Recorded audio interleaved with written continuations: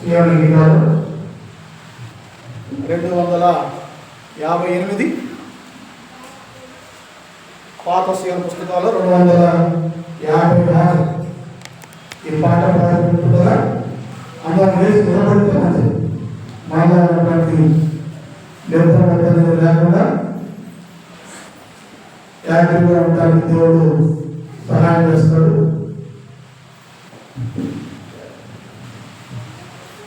ఈ పాట శ్రమం పాడుకుంటాం. పాట సమయం తక్కువ కాబట్టి శ్రమం పాడుకుంటాం.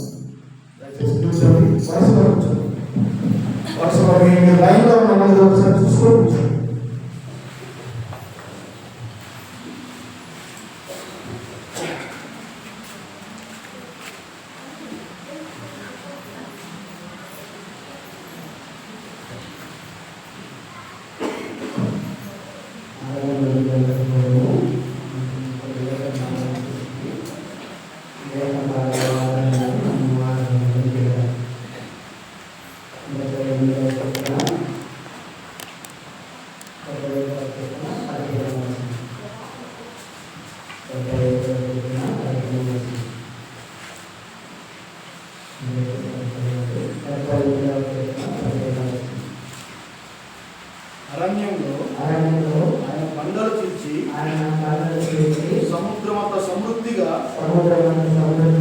వారికి నీరు త్రాగనిచ్చాను.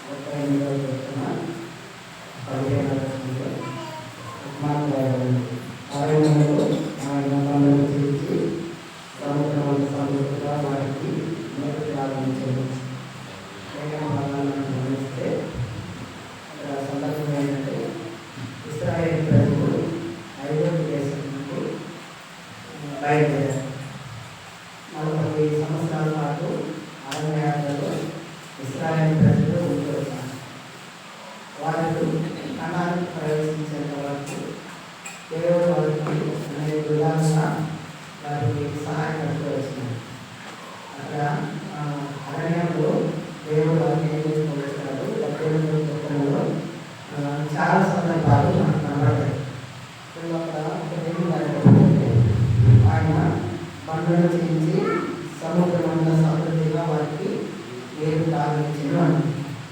అంటే అరణ్యంలో ఇశ్రాయేలు పక్షాన లేకపోతే దేవుడు ఎలాంటి దేవుడు అని మనము గమనిస్తాం. బలవర్తమానంలో అదే అరణ్యం గురించి దాన్ని ప్రవచించుకున్నాయి. అరణ్యంలో ఎలాంటి దేవుడు, ఈ అరణ్యము ఈ లోకానికి సాదృశ్యం కనబడుతుంది. ఎలాంటి దేవుడిగా ఉన్నాడో ఆ దేవుడి యొక్క గుణగణాలు ఏంటో, దేవుడు అరణ్యంలో ఇశ్రాయేలు ప్రజలకు ఏం చేశాడో మనకేం చేశాడో జ్ఞాపకం చేసుకుంటూ మనం ఆరాధనలో ప్రవేశించాం. ఒక 3 విషయాలు అరణ్యంలో ఎలాంటి దేవుడు అనేటువంటి విషయాలు 3 విషయాలు చెప్తాను. మొదటిగా 70వ కీర్తనలోనే 15వ వచనంలో ఏమంటారంటే వారికి నీరు త్రాగనిచ్చెను, ఇచ్చెను అంటారు. ఇచ్చేది అరణ్యంలో దేవుడు ఎలాంటి దేవుడు అంటే ఇచ్చినటువంటి దేవుడు. అరణ్యంలో ఇశ్రాయేలు ప్రజలకు ఎలాంటి దేవుడు అంటే ఇచ్చినటువంటి దేవుడు. ఏమిచ్చాడు అంటే చాలా సందర్భాలు మనకు కనబడతాయి. అక్కడే రాబడింది, సముద్రం అంతా సమృద్ధిగా పంటలు చేసి సముద్రం అంతా సమృద్ధిగా వారికి నీరు ప్రారంభించాడు. అంటే అరణ్యంలో దేవుడు వారికి సమృద్ధిగా ఇచ్చిన దేవుడు అన్నాడు. ఏమి ఇచ్చాడు అరణ్యంలో వారికి అని అంటే చూద్దాం. 2వ మాట నిర్గమకాండము 14వ అధ్యాయము 13వ వచనం. నిర్గమకాండము 14వ అధ్యాయం 13. అందుకు మోషే భయపడకుడి, యెహోవా మీకు నేడు కలుగజేయు రక్షణను మీరు ఊరక నిలుచుండి చూడుడి. ఏమి చేయాలి అంటే మొదటిగా అరణ్యంలో ఇశ్రాయేలు ప్రజలకు దేవుడు రక్షణ ఇచ్చినటువంటి దేవుడు. అదే కీర్తనలో 3వ కీర్తన 8వ వచనము, 3వ కీర్తన 8వ వచనం. రక్షణ యెహోవాది. ఇక్కడ వ్యాఖ్యాన గ్రంథ బైబిల్లో మనం మార్పు పరిశీలిస్తే ఏమని రాయబడిందంటే రక్షణ ఇచ్చేవాడు యెహోవా రాయబడింది. అంటే ఇప్పుడు అరణ్యంలో ఇశ్రాయేలు ప్రజలకు ఏమి ఇచ్చాడు అంటే రక్షణ ఇచ్చిన దేవుడు. వేటి నుంచి రక్షణ ఇచ్చినాడు? ఆ 14వ అధ్యాయంలో మనం చూస్తే ఫరో సైన్యం చేతిలో నుండి ఇశ్రాయేలు ప్రజలకు దేవుడు రక్షణ ఇస్తూ వచ్చినాడు. న్యాయపత్ర గ్రంథాలకు మనం వెళ్తే చాలా సందర్భాలు మనకు కనబడతాయి. 3వ అధ్యాయంలో ఒత్నియేలును రక్షకుడుగా పుట్టించాడు అని రాయబడింది. ఏహూదును రక్షకుడుగా పంపించాడు అని రాయబడింది. ఇంకా మనం ఆలోచిస్తే సంసోనును కూడా పంపించాడు. ఇంకా ఆలోచిస్తే ఎవరు పంపించాడు? యెఫ్తాను పంపించాడు. ఇంకా మనం ఆలోచిస్తే గిద్యోను పంపించాడు. ఈ విధంగా ఇశ్రాయేలు ప్రజలు శత్రువుల చేతిలో చిక్కినప్పుడు శత్రువుల చేతిలో నుండి రక్షణగా శత్రువుల చేతిలో నుండి విడిపించడానికి దేవుడు రక్షణ వారికి అనుగ్రహించాడు. శత్రువుల చేతిలో నుంచి దేవుడు వారికి రక్షణ అనుగ్రహిస్తూ వచ్చినాడు. ఈరోజు మనం ఆరాధించాలి. అయ్యా ఆనాడు ఇశ్రాయేలు ప్రజలకు శత్రువుల చేతిలో నుంచి విడిపించడానికి రక్షకుడుగా మనుషులను పంపించినాడు. అయితే మనలను దేవుడు రక్షించినాడు. వేటిని రక్షించినాడు? మత్తయి సువార్త 1వ అధ్యాయం 20వ వచనంలో రాయబడింది, తన ప్రజలను వారి పాపముల నుండి ఆయనే రక్షించిన కనుక ఆయనకు యేసును ఈ రోజు మనం ఆరాధించాలి. ఆనాడు ఇశ్రాయేలు ప్రజలకు అరణ్యంలో ఇచ్చినటువంటి దేవుడుగా నువ్వు ఉన్నావు. ఏమి ఇచ్చినావు అంటే రక్షణ ఇచ్చినావు. మరి ఈ లోకమైనటువంటి అరణ్యంలో మనకు దేవుడు ఏమి ఇచ్చాడు అంటే రక్షణ ఇచ్చినాడు. వేటి నుండి రక్షణ ఇచ్చినాడు? పాపం నుండి రక్షణ ఇచ్చినాడు. శాపం నుండి మనకు రక్షణ ఇచ్చినాడు. కనుక మనం ఆరాధించాలి. అయ్యా ఈ లోకమైనటువంటి అరణ్యంలో నీవు నాకు రక్షణ ఇచ్చిన దేవుడు, ఉచితంగా రక్షణ అనుగ్రహించిన దేవుడు అని మనము ఆరాధించాలి. ఇది మొదటిది. రెండవది ఏమి ఇచ్చినాడు చూద్దాం రండి.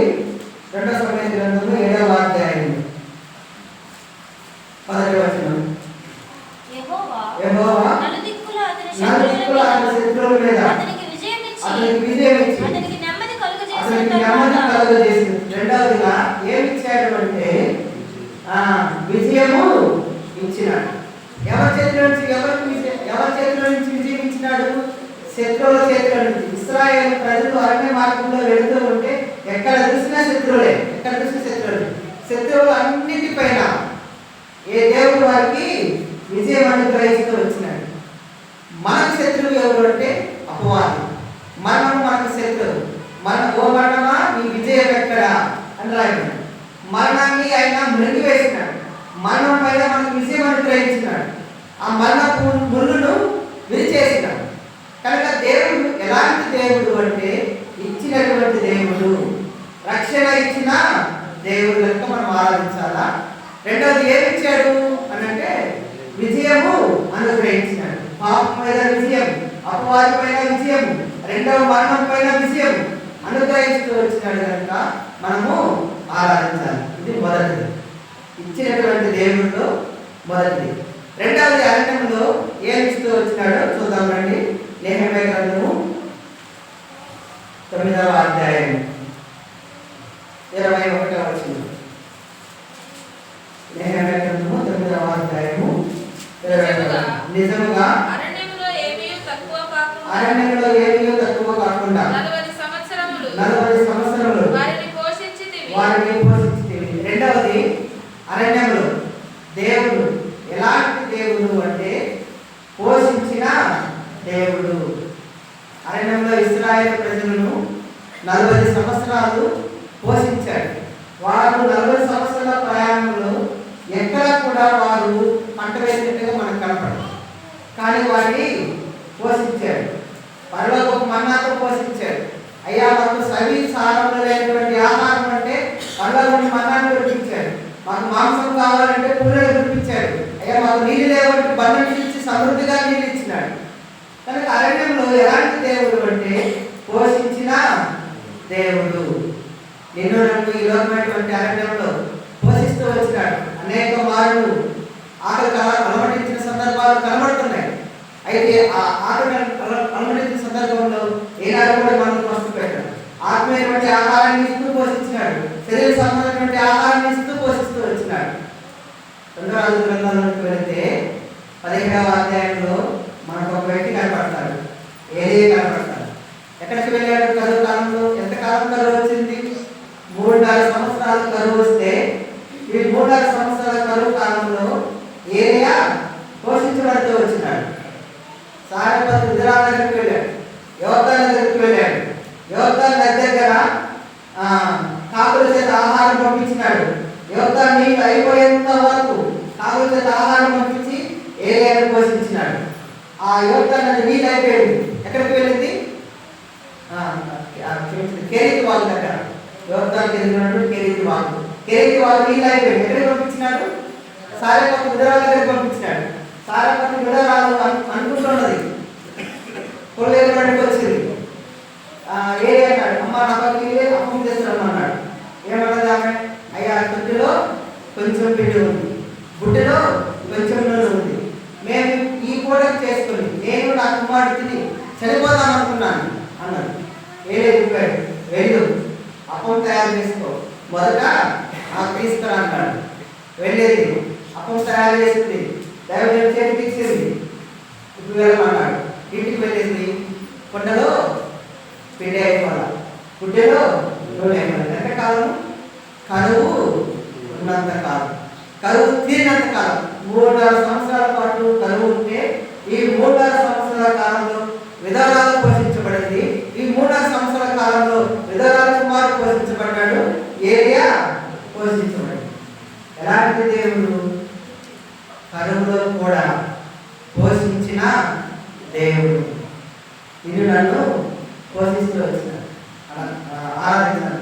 అయ్యా ఇశ్రాయేలు ప్రజలను అరణ్యంలో మీరు పోషిస్తూ వచ్చినారు. కరువు కాలంలో పోషిస్తూ వచ్చినారు.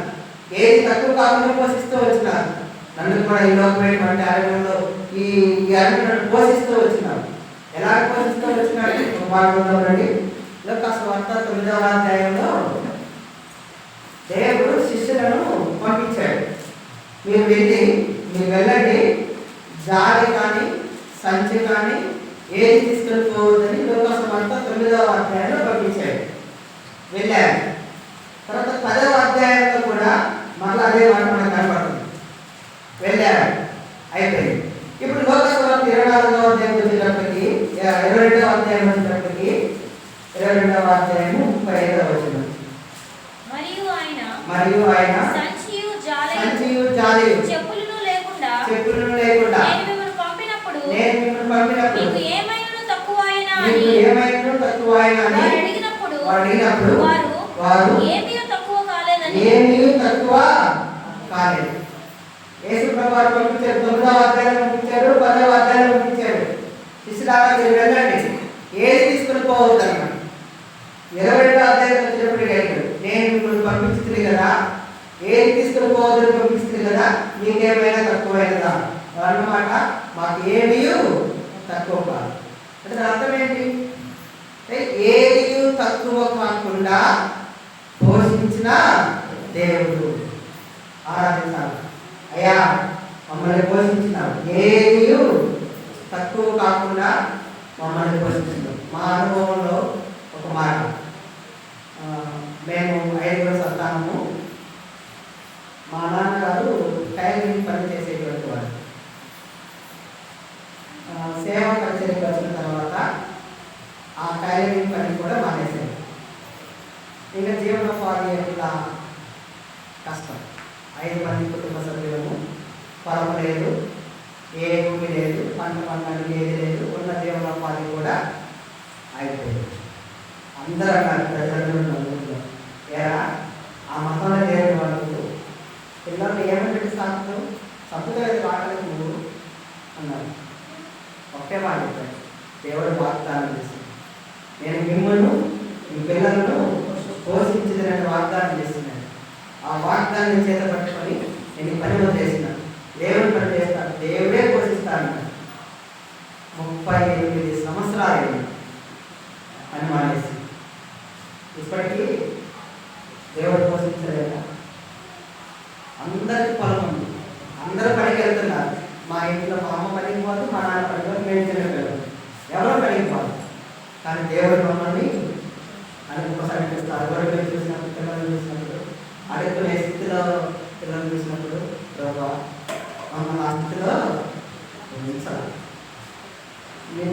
నువ్వు కరువులో కూడా పోషించినట్టు, ఏమి లేని సందర్భంలో కూడా మమ్మల్ని పోషించినావు. దేవుడు నాకు ఇలా పోషించే దేవుడు. ఇశ్రాయేలు ప్రజలు 40 సంవత్సరాలు అరణ్యంలో నడుస్తూ ఉంటే ప్రతి సందర్భంలో జరిగిన వాళ్ళని, ప్రతి సందర్భంలో దొరికిన వాళ్ళని అయినా కానీ దేవుడు వారిని విడిచిపెట్టాలి. వేయగా ఒక్కరైనా ఆకలితో చనిపోయినట్టు మనకు కనబడుతుందా? అరణ్యంలో వారిని పోషించాలి. ఏది తక్కువ కాకుండా మనల్ని ఈరోజు అంటారు ఎట్లా సాగిన పిల్లలు అంతే కాదు, దేవుడే మాకు యెషయాను కూడా అదే కాబట్టి ఆయన పోషణ ఆధారకుడు అన్నాడు. మనల్ని పోషించేటువంటి దేవుడు. మనల్ని అనాథులుగా విడిచిపెట్టేవాడు, వారి విడిచిపెట్టుగా నేను చూడలేదు అంటాడు. కనుక రెండవది అరణ్యంలో ఎలాంటి దేవుడు అంటే పోషించిన, మొదటిగా ఇచ్చిన దేవుడు. ఏమి ఇచ్చాడు? రక్షణ ఇచ్చినాడు. అయ్యా ఈ అరణ్యంలో పాపం నుండి నాకు రక్షణ ఇచ్చినాడు, నాకు రక్షణ ఇవ్వడానికి నీవే రక్షకుడుగా ఈ లోకానికి వచ్చినాడు. అద్వితీయ సింహాసనం మీద, అత్యున్నత సింహాసనం మీద ఆశించేటువంటి దేవుడు ఏంటి?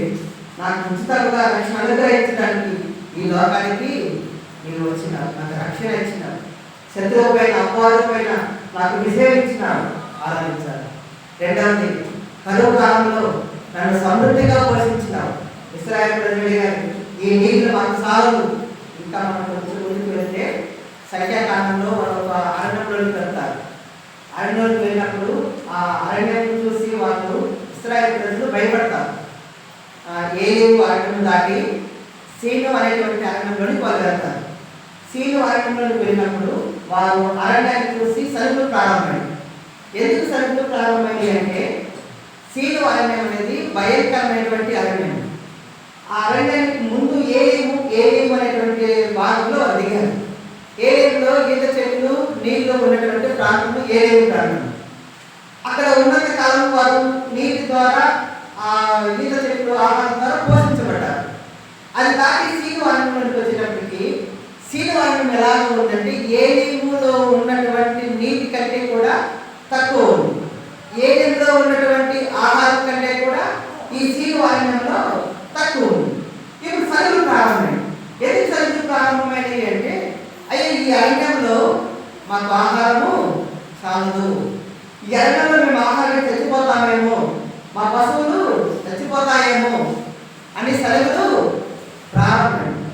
ఎవరు చెప్పినాడా? వారిని పోషించి ఆరాధించారు. రెండవదిగా అరణ్యంలో ఆయన పోషించిన దేవుడు. మూడవదిగా చూద్దామంటే నెహెమ్యా గ్రంథము ఆమోస్ గ్రంథం 2వ అధ్యాయం 10వ వచనం. ఆమోస్ గ్రంథము 2వ అధ్యాయము 10వ వచనం. వాటి భయము చేత భూమి కంపించుచున్నది. మరియు ఐగుప్తు దేశంలో నుండి మిమ్మల్ని రప్పించి అమోరీయుల దేశంలో మీకు స్వాధీనపరచవలనని 40 సంవత్సరములు అరణ్యమందు మిమ్మల్ని నడిపించింది కదా. మూడవది అరణ్యంలో ఏం చేస్తూ వచ్చినాడు అంటే నడిపిస్తూ వచ్చినాడు. మొదటి అరణ్యంలో ఇచ్చిన దేవుడు, సమృద్ధిగా ఇచ్చిన దేవుడు. రెండవది అరణ్యంలో పోషించిన దేవుడు. మూడవది అరణ్యంలో నడిపించిన దేవుడు. 40 సంవత్సరాలు వారు నడిపించినాడు. వాళ్ళు అన్నారు, అయ్యా పగటి కాలము మాకు ఎండగా ఉంది, మేము నడలేకపోతున్నాం, ఈ అరణ్యంలో కాళ్ళు కాలుతూ ఉన్నాయి, మా శరీరాలు వేడెక్కిపోతూ ఉన్నాయి, అలసిపోతున్నాం, మాకు నీడ కావాలి అంటే దేవుడు వారికి ఏమైనాడు? మేఘస్తంభమైనాడు. రాత్రికాల సమయము చిమ్మ చీకటి ఎలా అన్నప్పుడు వారికి అగ్నిస్తంభమైనాడు. మొదటి పత్రిక 10వ అధ్యాయంలో తమను వెంబడించిన ఆత్మ సంబంధమైన బండాన్ని రాశాడు. ఆ బండ క్రీస్తే రాశాడు. వెంబడించినాడు, వారితో వెంబడించినాడు. పగటి మేఘస్తంభమైనాడు, రాత్రి అగ్నిస్తంభమైనాడు. వారిని వెంబడించేటువంటి బండ అయినాడు. వారిని నిరంతరం నడిపిస్తూ వచ్చినాడు. ఆరాధించాడు. నన్ను ఈ సంవత్సర కాలం అంతట్లో నన్ను నడిపిస్తూ వచ్చినాడు. నా జీవిత కాలం అంతట్లో నన్ను నడిపిస్తూ వచ్చినాడు. ఎలా నడిపించినాడు? మాట్లాడదాం రండి. 78వ కీర్తన 52వ వచనం. 78వ కీర్తన 52వ వచనం. అయితే గొర్రెల వలె ఆయన తన ప్రజలను తోడుకొని పోయెను. ఒకడు మందను నడిపించినట్టు అరణ్యంలో ఆయన వారిని ఎలా నడిపించినాడంట? ఒక మందను నడిపించినట్టుగా. గొర్రెల కాపరి మందను ఎలాగైతే నడిపిస్తాడో అలాగా నడిపిస్తూ వచ్చినాడు. మందకి గొర్రెల కాపరి ఎక్కడ ఉంటాడు? కాపరి ఎక్కడ ఉంటాడు? మందకు ముందు వైపు ఉంటాడు. ముందు వైపు ఉండి నడిపిస్తాడు. ఎక్కడ నడిపిస్తాడు గొర్రెల కాపరి మందను అని అంటే ఎక్కడికి పడితే అక్కడ నడిపించాడు. రాయబడి పచ్చిక గల చోట్లకు, శాంతికరమైన జలములు. ఎక్కడ నడిపించినాడు నిన్ను నన్ను అంటే పచ్చిగా ఉన్నటువంటి ప్రాంతానికి. ఒక మంద కాపరి గొర్రెలను మేత ఉన్నటువంటి స్థలాన్ని నడిపిస్తాడు. ఒక మంద కాపరి గొర్రెలను పచ్చిక ఉన్న ప్రాంతాన్ని నడిపిస్తాడు. ఒక మంద కాపరి గొర్రెలను క్షేమము కలిగేటువంటి ప్రాంతాన్ని నడిపిస్తాడు. ఒక మంద కాపరి గొర్రెలను గొర్రెలకు మేలు కలిగేటువంటి ప్రాంతంలో నడిపిస్తాడు. అలాగున దేవుడు మందను నడిపిస్తూ వచ్చాడు. క్షేమకరమైనటువంటి ప్రాంతంలో నడిపించాడు. పచ్చిక ఉన్నటువంటి ప్రాంతంలో నడిపించాడు. సమృద్ధి ఉన్నటువంటి ప్రాంతాన్ని నడిపించాడు. ఆత్మీయటువంటి ఆహారం ఉన్నటువంటి ప్రాంతాన్ని నడిపించాడు. దేవుడు ప్రత్యక్ష ఉన్నటువంటి ప్రాంతాన్ని నడిపించాడు. దేవుడు సరిహద్దు ప్రాంతాన్ని నడిపిస్తూ వచ్చినాడు. మంద కాపరి గొర్రెలను ఎక్కడ నడిపిస్తాడు అంటే పచ్చిక ఉన్నటువంటి ప్రాంతాన్ని, తనకు ఇష్టమైనటువంటి ప్రాంతాన్ని నడిపించాడు. ఎక్కడైతే మందులకు క్షేమమో, ఎక్కడైతే మందులకు ఆశీర్వాదమో, ఎక్కడైతే మందులకు మేలు జరుగుతుందో ఆ ప్రాంతాన్ని నడిపిస్తూ వచ్చినాడు. ఆరాధించాలి. అయ్యా నన్ను క్షేమకరమైనటువంటి ప్రాంతాన్ని నడిపించినాను, పచ్చికటువంటి ప్రాంతాన్ని నడిపిస్తూ వచ్చినాను. ఆశీర్వాదం ఉన్నటువంటి స్థలాన్ని నడిపిస్తూ వచ్చినావు. నాకు మేలుకరమైనటువంటి స్థలాన్ని నడిపిస్తూ వచ్చినావు. నేను అభివృద్ధి పొందేటువంటి ప్రాంతాన్ని నడిపిస్తూ వచ్చినావు. ఆరాధించాను. మంద కాపరి ఇశ్రాయేలు ప్రజలను అరణ్యంలో దేవుడు నడిపిస్తూ వచ్చినాడు. ఎలాగంటే మంద కాపరి నడిపించినట్టుగా. ఏదైనా సమస్య వస్తే, ఆ మందకు ఏదైనా సమస్య వస్తే ఎవరుంటారు ముందు? కాపరి ఉంటారు. కాపరి ఉంటారు. మనల్ని కూడా కాపాడుతూ వచ్చినాడు. మనకు ముందు ఉండి నడిపిస్తూ వచ్చినాడు. మొదటి రెండోది ఎలా నడిపిస్తూ వచ్చింది? దేవుని కాండం 32వ అధ్యాయం 11వ వచనం. పక్షిరాజు తన గూడు రేపి తన పిల్లలపై అల్లాడుతూ రెక్కలు చాపుకొని వాటిని పట్టుకొని తన రెక్కల మీద వాటిని మోయినట్లు యెహోవా వారిని నడిపించి. ఇశ్రాయేలు ప్రజలకు అరణ్యంలో దేవుడు నడిపించిన దేవుడు. ఎలా నడిపించాడు? మొదటిది అంటే మంద కాపరి నడిపించినట్లుగా మనల్ని నడిపిస్తూ వచ్చినాడు. రెండవది ఎలా నడిపిస్తాడు అంటే పక్షిరాజు తన పిల్లల పైన తన పిల్లలను అల్లాడుతూ రెక్కల చాపుకొని పట్టుకొని వాటిని మోయినట్లుగా యెహోవా వారిని నడిపించాడు. ఎలా నడిపిస్తుంది పక్షిరాజు అంటే అది మనకు అర్థమైతే ఈ మాట అర్థమవుతుంది. పక్షిరాజు తన గూడును ఎత్తైనటువంటి స్థలాల్లో గూడు కట్టుకుంటుంది. చాలా ఎత్తైనటువంటి స్థలాల్లో పక్షిరాజు గూడు కట్టుకుంటుంది. గుడ్డను పెట్టదు. ఆ గూడు కట్టేటువంటి క్రమంలో ఒక 4 భాగాలుగా గూడును కట్టుకుంటుంది పక్షిరాజు. మొదటిగా అడుగు భాగంలో పదునుగా ఉన్నటువంటి ముళ్ళును తీసుకొచ్చి గూడు పెడుతుంది పక్షిరాజు. మొదటి దానికి పై భాగంలో గాజు పెంకులను తీసుకొచ్చి పై భాగంలో పెడుతుంది. ఇది రెండవ వారం. మూడవ వారం వచ్చేటప్పటికి గడ్డి పుల్లలను తీసుకొని వచ్చి పెడుతుంది. నాలుగవదిగా పై భాగంలో మెత్తటి ఆకులు మెత్తటి దూరం తీసుకొచ్చి పెడుతుంది. ఇలాగ 4 భాగాలుగా గూడు కడుతుంది. కింద భాగంలో పై మొదటిగా కింద భాగంలో ముందు ఉన్నటువంటి పదునైనటువంటి వాటిని తీసుకొచ్చి గూడు పెడుతుంది. దానికి పై భాగంలో గాజు పెంకులు పెడుతుంది. దానికి పై భాగంలో ఎండిపోయినటువంటి పుల్లలు పెడుతుంది. దానికి పై భాగంలో మెత్తని దూరం తీసుకొచ్చి పెడుతుంది. ఇలాగ పక్షిరాజు గూడు కట్టుకుంటుంది. ఇప్పుడు గుడ్లను పెడుతుంది, గుడ్లను పొందుతుంది. కొంతకాలానికి పక్షిరాజుకి ఈ గుడ్ల నుంచి పిల్లలు వస్తాయి. కొన్ని రోజుల తర్వాత ఈ పక్షిరాజు పిల్లలకి రెక్కలు వచ్చేటువంటి సందర్భం వస్తుంది. ఇప్పుడు పక్షిరాజు ఏం చేస్తుందంటే తన గూడును రేపేస్తుంది. అంటే తన గూడుని చెరిపేస్తుంది. ఏం చెరిపేస్తుంది అంటే పై భాగంలో ఉన్నటువంటి మెత్తటి పదార్థాన్ని తీసివేస్తుంది. ఇప్పుడు పక్షిరాజు పిల్లలు వేటి మీద పడుకొని ఉంటాయి అంటే ఆ పుల్లలు ఎండిపోయినటువంటి పుల్లల మీద ఉంటాయి. ఈ లేత శరీరం కనుక ఆ పుల్లలు వాటికి తగిలినప్పుడు కొంచెం నొప్పి అనిపిస్తుంది. ఇలాగ 2 రోజులు ఉంటుంది. మూడవది ఏం చేస్తుంది అంటే ఆ పుల్లలు కూడా తీసివేస్తుంది. తీసివేసి దూరంగా వెళ్ళిపోతుంది.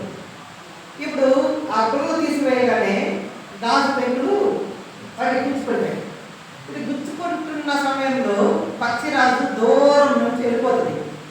పిల్లలు కూడా పడతాయి. మా అమ్మ ఎట్లా ఇప్పుడు దాకా మమ్మల్ని తన రెక్కల కింద పొదిగి రెక్కలు నేర్పించి రెక్కల భద్రత ఇచ్చి ఈరోజు మా అమ్మ గూడు రేపేసి మా శరీరాన్ని గాజు పెంకులకు అప్పగించేసింది అని అనుకుంటూ బాధపడుతూ ఉంటే వాటికి గాజు పెంకులు పుచ్చుకునే కొద్ది నొప్పి తగులుతూ ఉంటుంది. ఇలాగ 2 రోజులు వస్తుంది. తర్వాత వాటిని కూడా తీసేస్తుంది. ఇప్పుడు ఏం పుచ్చుకుంటాయి? పొదిలేనటువంటి ముళ్ళు పుచ్చుకుంటాయి. పక్షిరాజు దూరంగా వెళ్ళిపోతుంది. కనపడదు, వాటి పిల్లలు కనపడదు. ఇప్పుడు పిల్లలు ఏం చేస్తాయంటే ఆ ముళ్ళు పుచ్చుకుంటూ ఉంటే బాధపడతా ఉంటాయి, రక్తం కారుతూ ఉంటుంది. బాధను ఇంకా దిగవించుకొని ఇంకా తప్పించుకోవాలనేటువంటి పరిస్థితికి వస్తుంది. ఇప్పుడు తప్పించుకోవాలంటే ఏం చేయాలి? గూడుల నుంచి బయటకు రావాలి. ఒకవేళ గూడుల నుంచి బయటకు వస్తే ఎక్కడ కింద పడిపోతుంది. ఎంత ఎత్తులో కట్టుకుంది పక్షిరాజు? చాలా ఎత్తులో గూడు కట్టుకుంది. అంత ఎత్తులో నుంచి పక్షిరాజు పిల్లలు కింద పడితే అవి చనిపోతాయి. తల్లి దూరం వెళ్ళింది.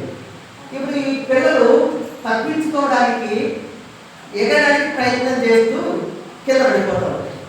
కింద పడే సమయంలో తల్లి పక్షి ఎక్కడి నుంచి వస్తే రెండో రెక్కలు చాపుతాయి. ఆ రెక్కల పైన తన బిడ్డల్ని పడేటట్టుగా ఉంచుకొని తిరిగి వెళ్ళి మళ్ళా గూటి మీద పెడుతుంది. మళ్ళా దూరం వెళ్ళిపోతుంది.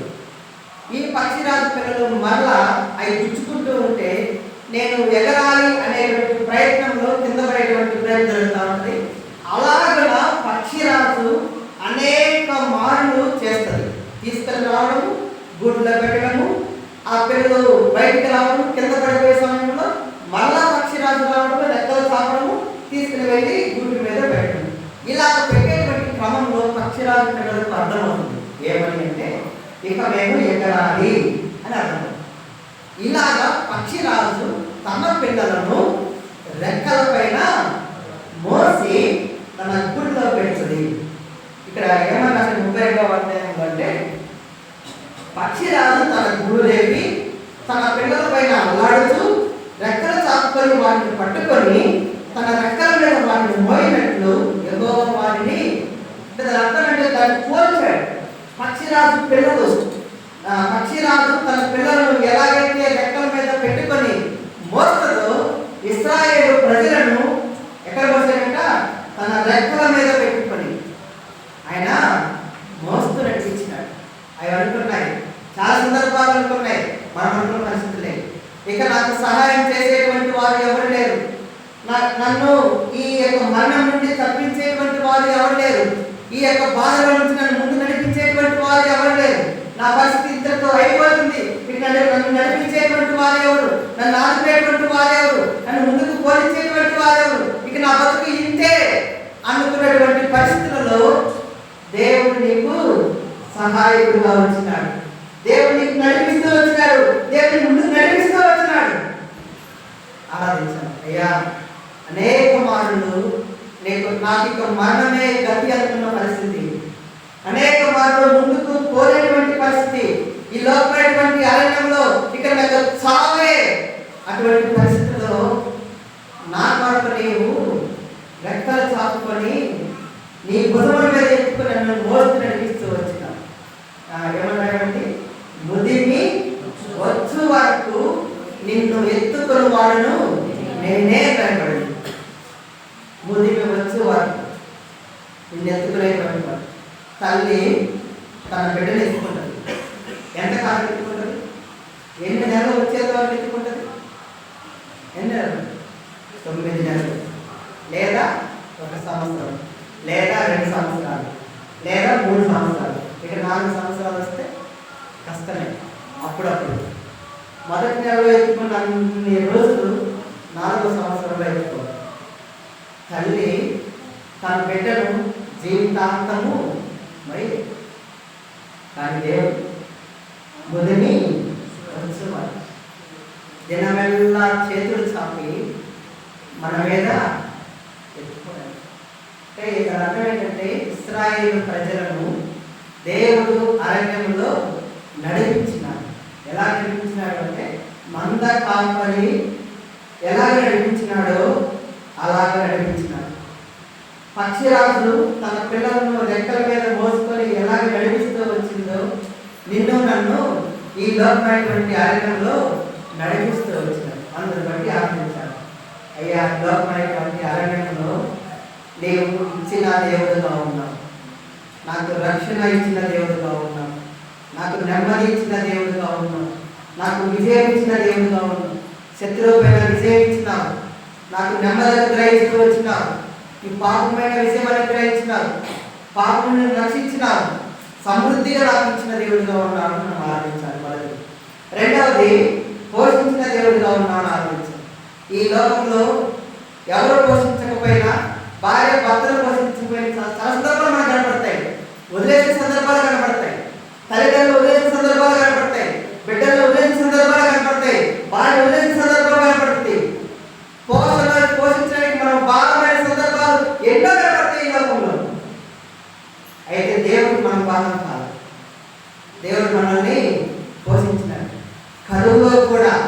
సమృద్ధిగా పోషించినాడు.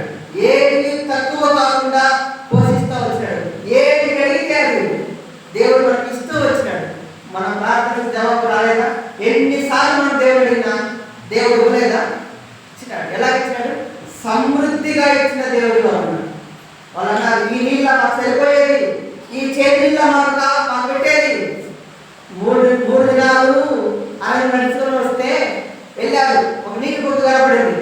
నీటి కొద్దు కనపడగానే తాగారు. ఏమైందా? నీరు చేతి నీరుగా ఉంది. కొనుక్కున్నారు. చేతి నీరు మాకు కాకపోతే 3 దినాలు మేము ప్రయాణం చేస్తామంటే ఈ చేతి నీరు అన్నారు. ఎలాంటి నీరు ఇచ్చినాడు? ఏమన్నాడు? ఏ నీరు అది? కమ్మవేగా నీరు మధురము అని రాయబడింది. మధురమైన నీరు ఇచ్చినాడు. ఈ నీరు మాకు సాగు. సీనాయి అరణ్యంలో ఈ నీరు మాకు సాగు. ఈ నీటి ఉప్పులు మాకు చాలవు. ఈ నీటి చంపేస్తావా? ఆహార చేపలను చంపేస్తావా? మా పిల్లలు చంపేస్తావా? మా పశువులు చంపేస్తావా? మమ్మల్ని చంపేస్తావా? దీనికి బదులు ఐగుప్తు దేశంలో ఉంటుంటే బాగుండు అన్నారు. దేవుడు మనకి తక్కువ చేసినాడా? తక్కువ చేయలేదు. శిష్యులు అడిగినాడు, ఇంకేమైనా తక్కువైందా? అయ్యా మాకు ఏ నీరు తక్కువ కాదు. ఏ నీరు తక్కువ కాకుండా మనల్ని పోషించినాడు. కరువులో మనల్ని పోషిస్తూ వచ్చినాడు. ఆరాధించాలి.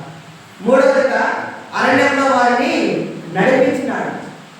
ఎలా నడిపించినాడు? మంద కాపు నడిపించినట్లుగా మనం నడిపిస్తూ వచ్చినాడు. ఎలా నడిపించినాడు? పక్షి రాజు తన పిల్లలను ఎలా మోస్తూ నడిపించినదో అలా మనల్ని నడిపిస్తూ వచ్చినాడు. ఆరాధన చేద్దాం.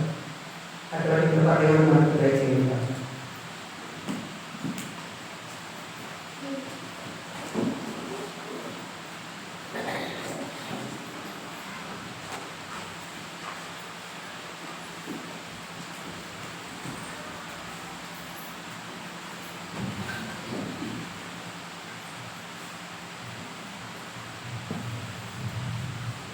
దేవుడు మనతో మాట్లాడించాలి. ఒక 20 నిమిషాలు ఆరాధన చేస్తాం. తర్వాత టీ బ్రేక్ ఉంటుంది.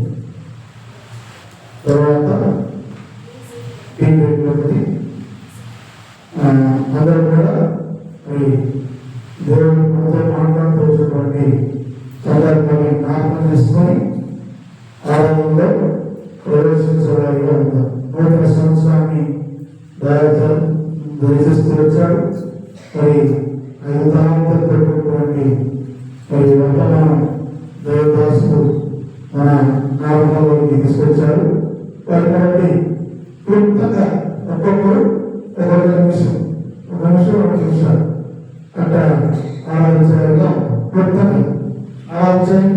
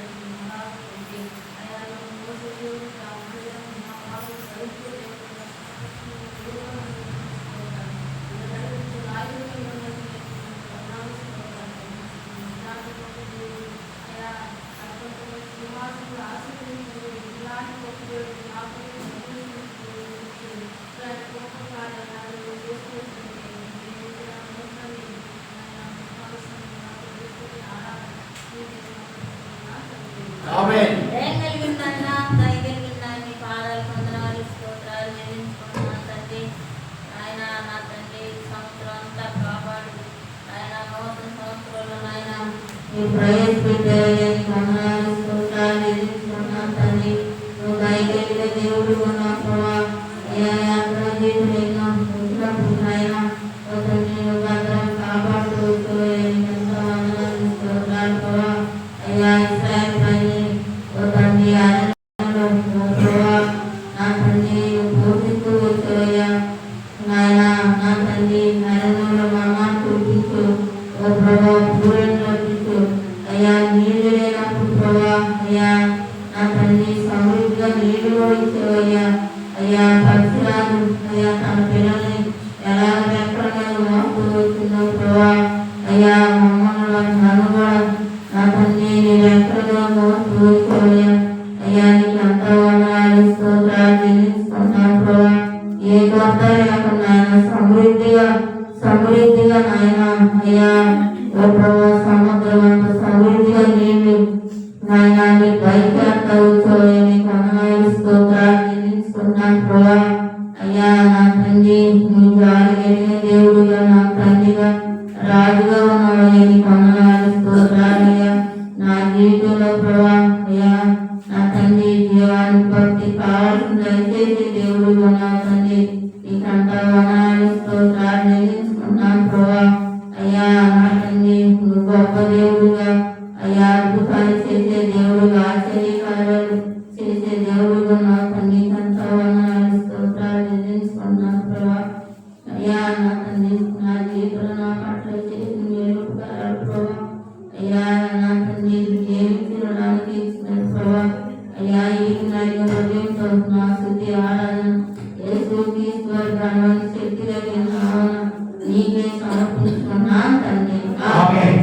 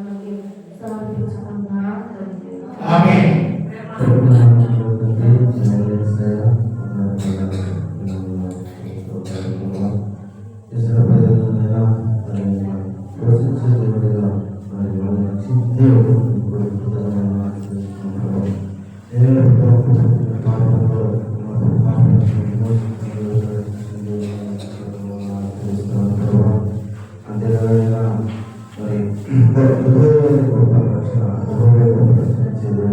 శత్రువు నుంచి రక్షించిన దేవుడుగా శత్రువుల చేతుల నుంచి దేవుడుగా అలాగే శత్రువు మీద సాధారణ శత్రువుల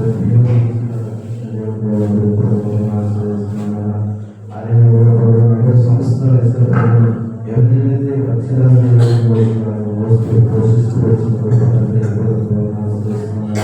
ఆ జీవితంలో కూడా ప్రభావ మరి నన్ను పోషించే దేవుడుగా పక్షరాజులను పోషించి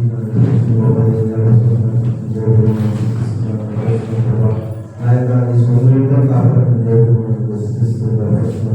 ఏదైనా ఆ పాపభావాన్ని ముద్రలను పోసి గొప్ప రక్షణ గొప్ప విషయాన్ని అందించిన దేవాలయం నా యొక్క శుద్ధి ఆరాధన సమర్పించుకున్నాను తండ్రి.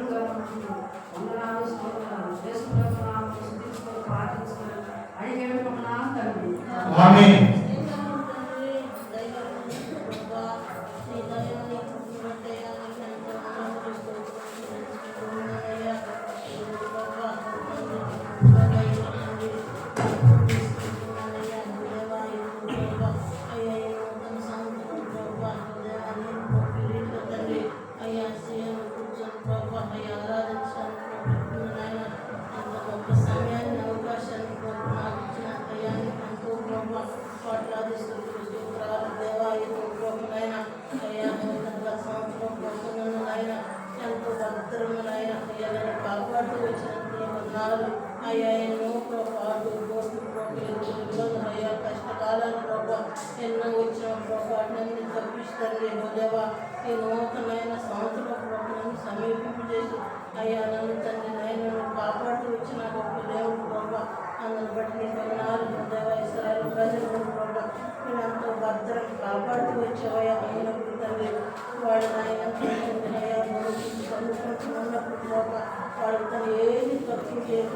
సమృద్ధిలో ప్రభావితమైన నడిపిస్తూ వచ్చిన అయ్యా నీకు వందనాలు. దేవా ఇదిగో ప్రభా నా జీవితంలో నాకు ప్రభా ఏది తప్పు కాకుండా సమృద్ధిలో ప్రభా అయ్యా నన్ను ధన్యమైన సమృద్ధితో నిలిచాయా నీకు నన్ను జ్ఞాపకం చేసుకుంటూ వచ్చినయ్యా నీకు వందనాలు. దేవా నీకు నన్ను జ్ఞాపకం చేసుకుంటూ తండ్రి అయ్యా దేవ పక్షురాలు నాయన పక్షునాయన అయ్యా తండ్రి అయ్యా తన పిల్లల కోసంతో భర్తను తండ్రి తను రెక్కల నాయన సాచిపోక భర్తను కాపాడుతూ వచ్చింది అయ్యా నువ్వు ప్రభా నన్ను తండ్రి నేను ప్రభా అయ్యా తండ్రి నేను పరమాత్మ జారుకొని ప్రభా పడిపోయినయ్యా అయ్యా నీ రెక్కలు సాచిన నన్ను భర్తను తండ్రి నువ్వు కాపాడుతూ వచ్చి నాకు ఒక దేవుడు ప్రభంలో బట్టి కొన్నాళ్ళు దేవాన్ని ప్రభుత్వ దైవ తండ్రి జ్ఞాపకం చేసుకుంటూ దేవా ఇది ప్రకృతి సమయంలో తండ్రి అయ్యా తండ్రి నా యొక్క సమయం ప్రభా నువ్వు ఇచ్చే రక్షణ పాత్ర చాటుకొని నా స్తుతి ఆరాధన యేసు ప్రభు నామానికి నీకే సమర్పించుకుంటున్నాను తండ్రి. గమనించండి కృతజ్ఞతలు.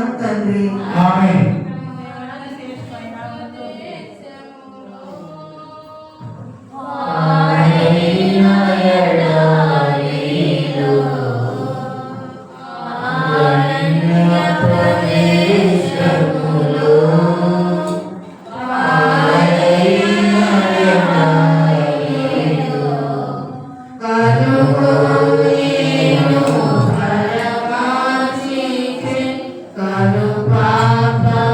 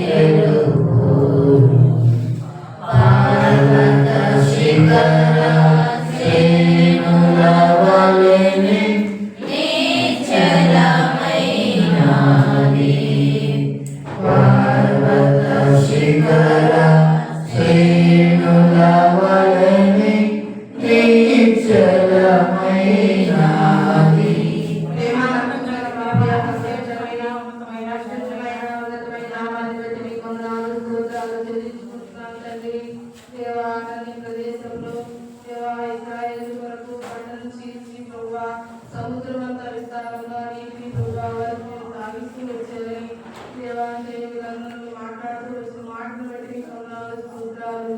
ప్రభువా, నేను కూడా ఈ సంవత్సరంలో ప్రభువా మిమ్మల్ని స్తుతించి ఆరాధించి ప్రభువా కనపరిచే భాగ్యాన్ని ప్రభువా మీరు నాకు అనుగ్రహిస్తూ వచ్చినందుకే మీకు వందనాలు, స్తోత్రాలు ప్రభువా. అవును ప్రభువా, ఉచితంగానే మీరు రక్షణ భాగ్యాన్ని అనుగ్రహిస్తూ వచ్చినందుకే మీకు స్తోత్రాలు.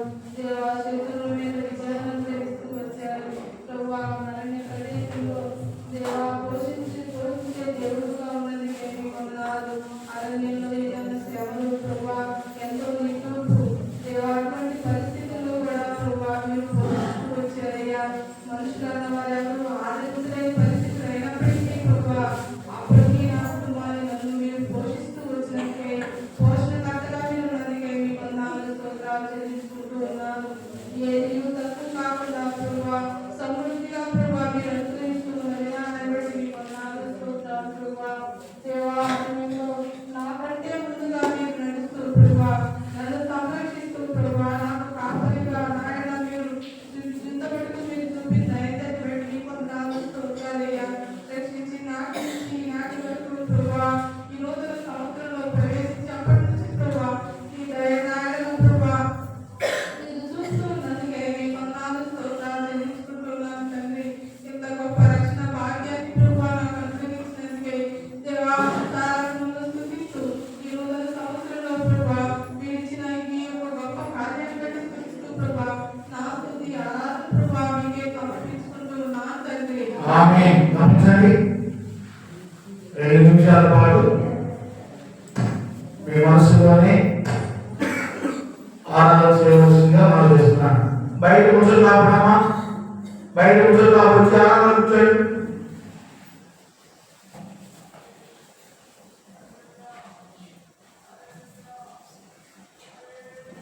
రెండు నిమిషాలు ఆరాధించవలసిందిగా మనసులో ఆరాధించవలసిందిగా ప్రేమతో మనం చేస్తున్నాం.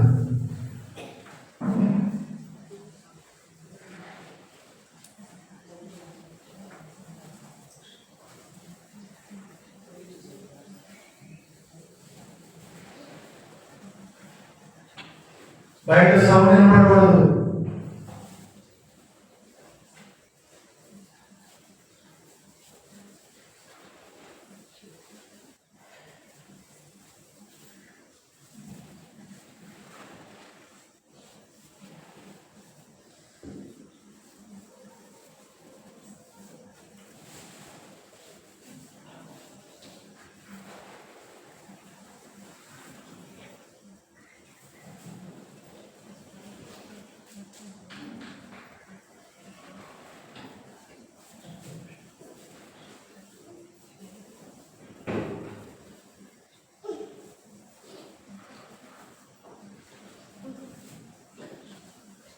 మహాపరిశుద్ధుడైన గొప్ప తండ్రి, సర్వ కృపానిధి దేవా, నా కాపరి యేసయ్యా,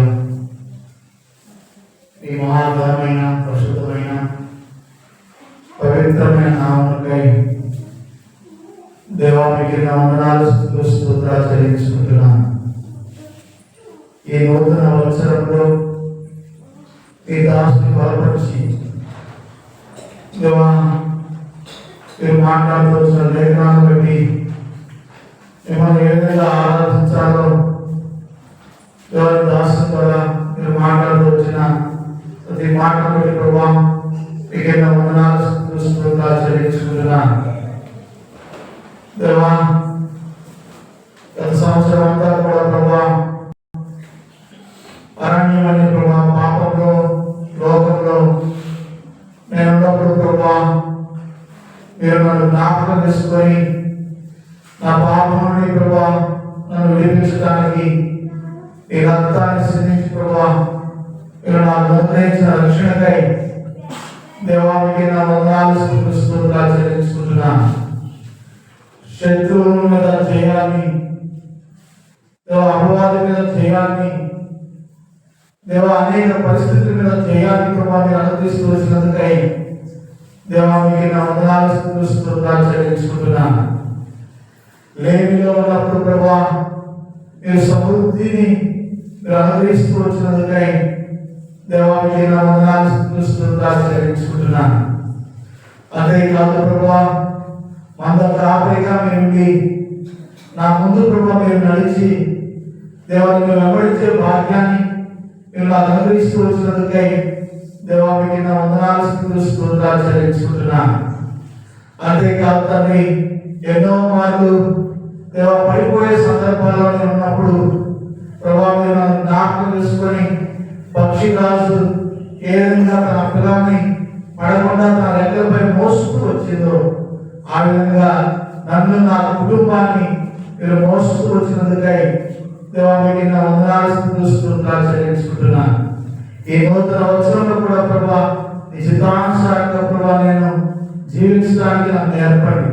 నీ సహాయాన్ని ప్రభా మీరు నాకు దయచేసి ప్రభా మీరే మహిమ పొందుకోవలసిందిగా ఇదిగో తండ్రి ఈ యొక్క నూతన వచనంలో ఈ విధంగా నిన్ను ఆరాధించే భాగ్యం నాకు ఇచ్చినందుకై స్తుతులు చెల్లించుకుంటూ నా హృదయపూర్వకమైన స్తుతి ఆరాధన యేసుక్రీస్తు ప్రభు వారి పరిశుద్ధ నామంలో మీకే సమర్పిస్తున్నాను తండ్రి. ఆమేన్. ఈ సమయంలో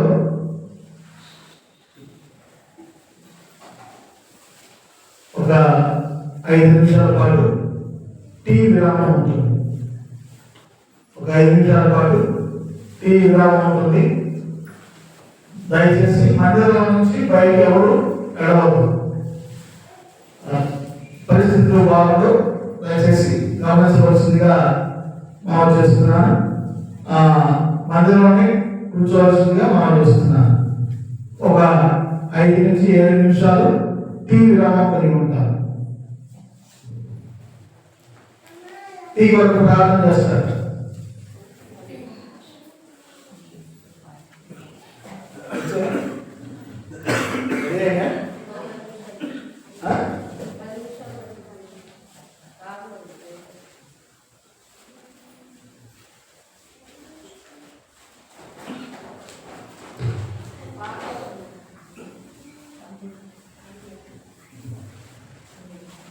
సరే, ఈ సమయంలో నేను వచ్చే ఒక పాట పాడుకుంటాను.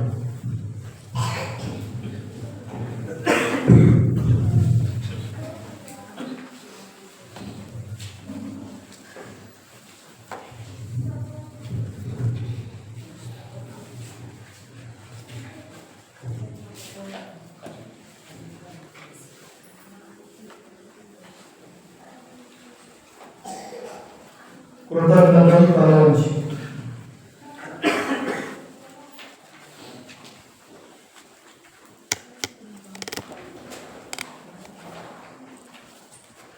అన్నమాట 247 నంబర్ సీఎం గీతాలు క్రొత్త సీఎం పుస్తకాలు 247, పాత సీఎం పుస్తకాలు 245. టీ పెట్టేవాడు మాత్రమే బయట నుండి మిగతా వాళ్ళంతా లోపలికి వచ్చాయి. కృతజ్ఞతం తలవంచి నాదు జీవము అర్పింతును.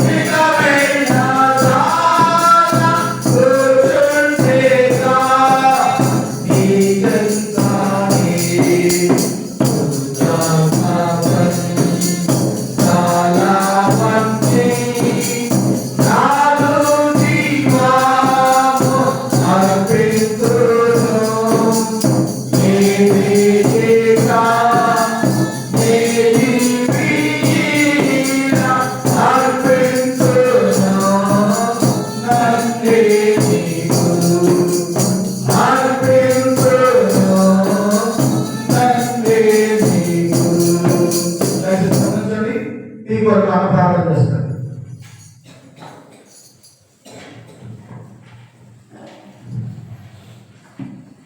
శాశ్వతమైన ప్రేమతో ప్రేమిస్తున్న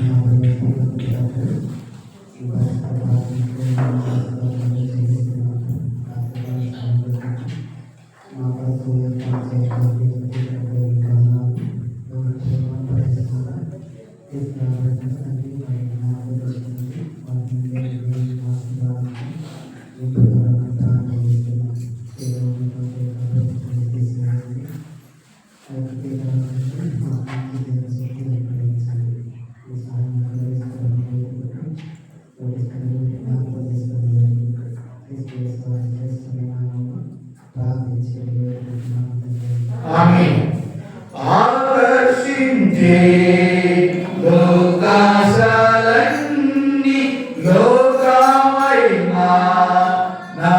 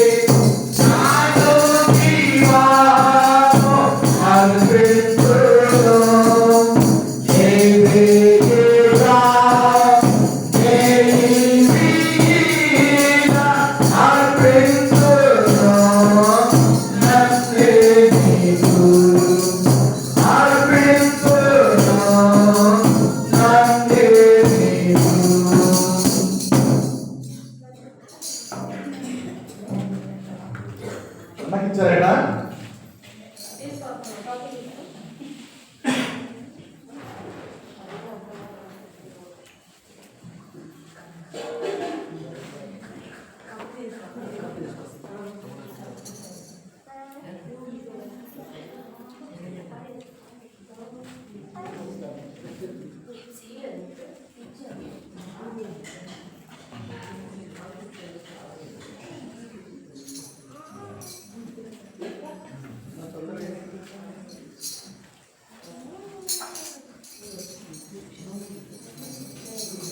ప్రార్థన చేసిన వాళ్ళకి పెట్టి ముందు అందరికి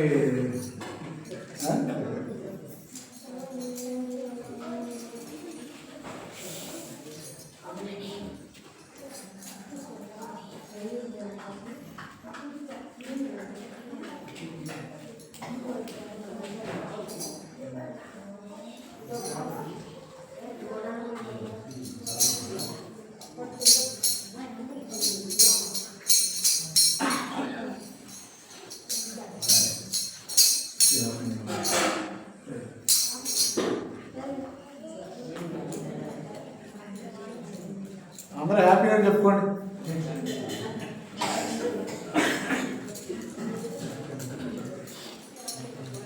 దేవుడు కొత్త సంవత్సరంలో ప్రవేశపెడతా వచ్చే వాళ్ళందరినీ అందరూ సంతోషిస్తూ ఎదురు ఉన్నవాళ్ళతో పక్కన ఉన్నవాళ్ళతోటి నూతన సంవత్సరం శుభాకాంక్షలు అని చెప్పి చెప్పుకోవాలి.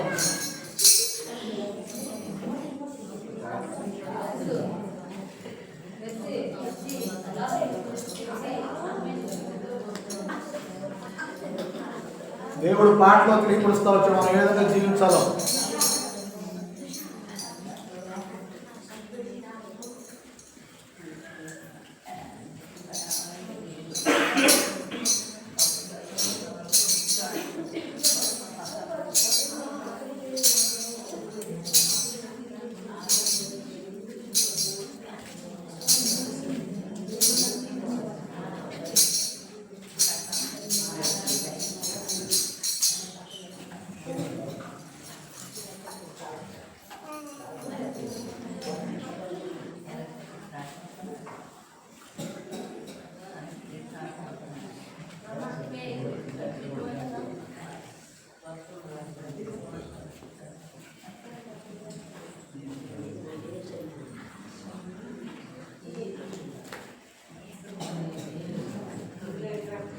ఒక గ్లాసు తీసుకోండి.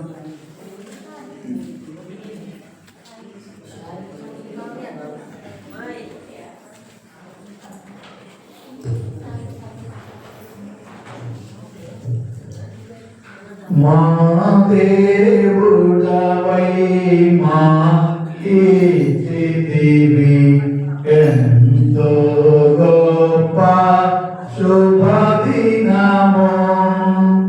మా దేవుడవై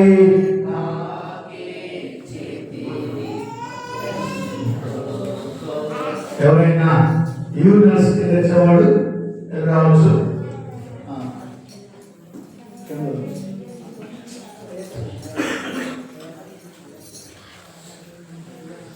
మా దేవుడవై మాకి దివి ఎంతో గొప్ప శుభదినము.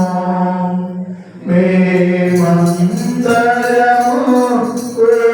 ఉత్సాహించి సంతోషించెదము.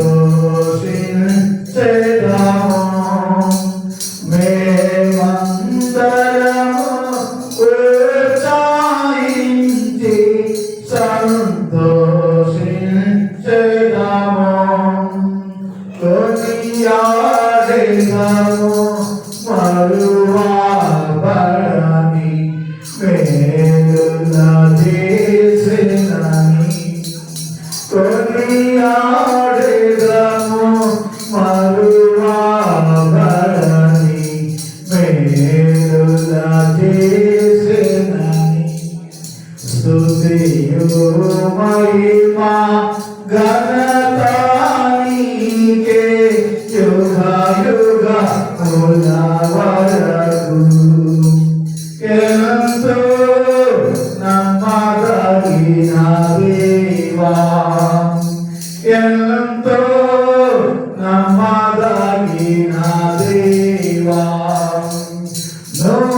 నూతనముగా దినము నిరాసు నీదు వాత్సల్యతమాపై నూతనముగా దినము నిరాసు నీదు వాత్సల్యతమాపై ఖ్యాతిగా నిలచే ఈ నామమును కీర్తించెదమెప్పుడు. ఖ్యాతిగా నిలచే ఈ నామమును కీర్తించెదమెప్పుడు.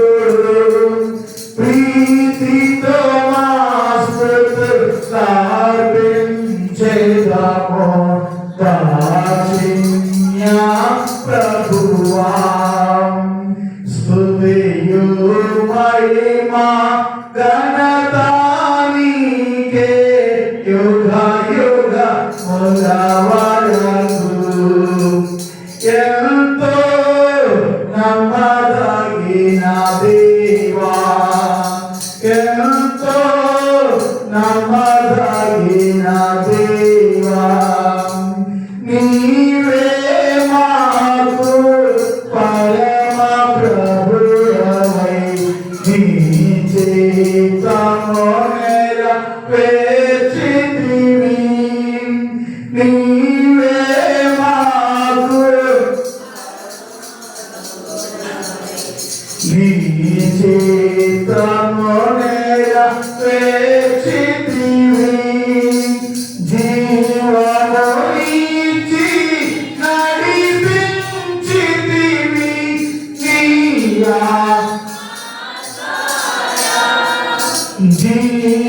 జీవమునిచ్చి నడిపించితివి. నీ ఆత్మ ద్వారా నడిపించెదవు. సమభూమి గల ప్రదేశములను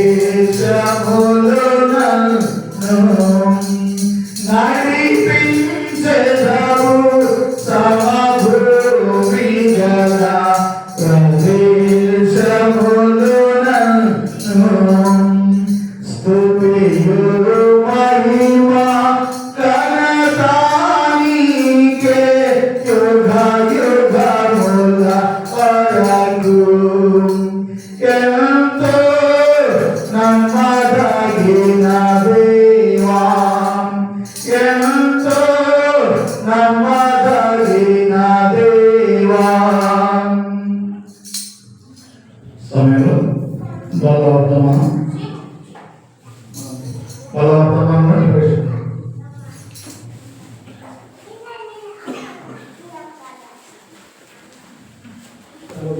ప్రవేశించుకున్నప్పుడు భాగాలు చూసుకొని ఏకరంగా ప్రవేశ భాగాలు మనం పాల్గొంటున్నాం. మొదటగా రాసిన మొదటి పత్రిక